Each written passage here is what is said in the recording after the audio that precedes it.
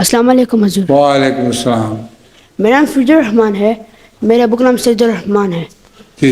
میرے دو سوال ہیں. میرا پہلا سوال یہ ہے، ہر پرفیوم میں الکوہول مکس ہے، جب ہم اپنے جسم پہ لگاتے ہیں کیا ہم ناپاک ہو جاتے ہیں؟ کیونکہ ہمارے مذہب میں الکوہول حرام اور ناپاک چیز ہے.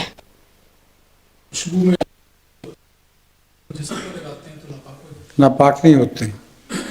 میں نے لگائی ہوئی ہے. اگر میں ناپاک ہو جائے تو میں نماز کیسے پڑھوں اور پڑھاؤں کیسے؟ الکوہل پینی منع ہے.